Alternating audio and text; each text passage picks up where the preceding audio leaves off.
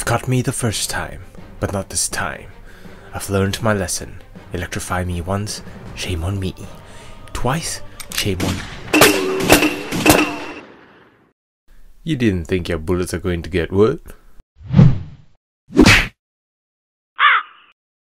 Did you just slap me with your little pony? What's happening?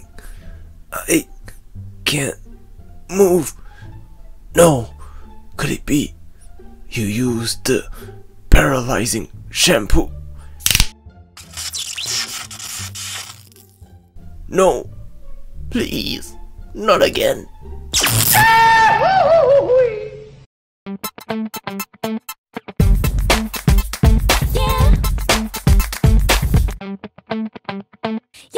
Hello and welcome back to the KenOhwee Channel.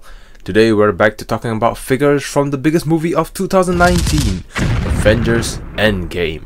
And we're starting this series off with the Black Widow figure, and I was extremely lucky with this figure. Then again, I was lucky with any of the Avengers Endgame figure as the pre-order were sold out within minutes. So thank God I got this beautiful badass figure to add to my collection.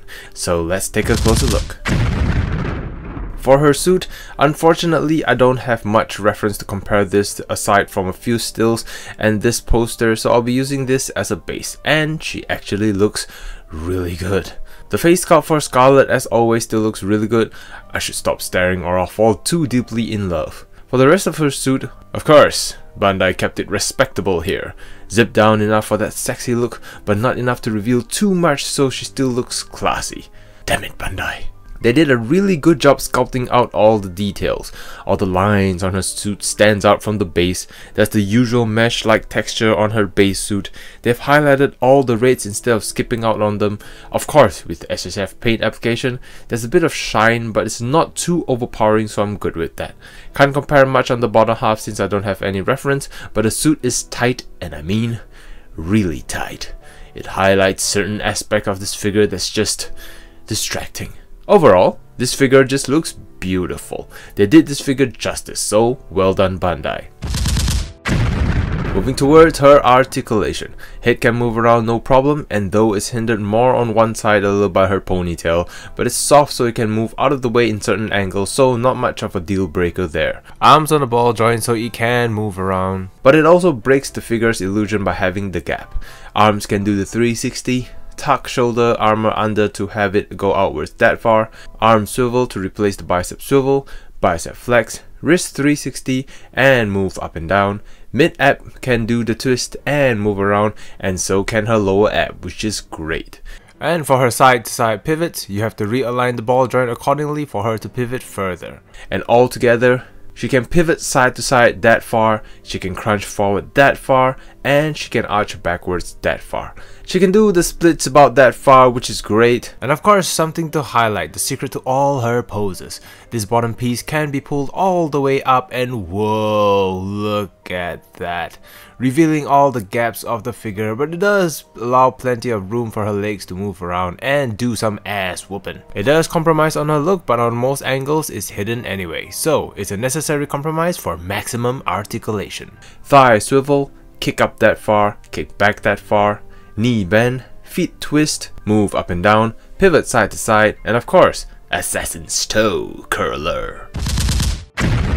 Looking into her armory, all her left hand has this detail which you'd have to watch the movie to find out what this is. And no, that's not Ben 10's watch. And she comes equipped with face punching hands, wall crawling hands, face slapping hands, hands to wield her baton, and to wield her baton is the same as the previous figure where you disconnect the baton and peg it back into the hand. And of course, hands to hold her guns. And yes, she has guns now. Just painted all black, but at least Black Widow has a gun. Finally! And these hands can also hold the guns that are holstered if you want to. And speaking of gun holsters, it can be removed and replaced with empty holsters for when you have Black Widow gunning down bad guys. And it has a huge peg in case you're worried it might fall off, which again is great. As with the previous figure, there's 2 batons at the back which can be pegged out for added illusion, and it does move around a little, and they provided you with a pair of batons but no additional handle for you to form the long baton unlike the previous figure, but you can always use that one if you have her. As for her interchangeable face, she only comes with 1 this time, and to equip it you'd have to remove the face, and I have to give props to the hidden connection, and you peg the desired face back in, and it's the one where she looks to the side and she looks like she's smiling a little, you know, giving you that Black Widow seductive smile, and I've fallen in love. Damn it. And here is the beautiful Black Widow standing next to other figures for scale comparison. So, in summary, what more can I say? Did we get the perfect Black Widow figure? I wouldn't say any figure is perfect, but we got a figure that resembles Scarlett Johansson, looks accurate to the movies, and comes with plenty of posability and sufficient articulation to play with. This is as close as we're ever going to get. Bandai might prove me wrong, but until then, if anyone asks me which Black Widow figure comes out on top, this figure will be on my mind. That concludes my review of this figure. Do you agree with this review? What do you think of this figure? Insult to Scarlett Johansson, or they stay true to the character? Let me know your thoughts in the comment section down below. And if you liked the review, do hit that like button and subscribe for more content in the future. Hope you guys had fun watching the latest Avengers movie, and if you haven't, go watch it after watching this review. See you guys in the next video.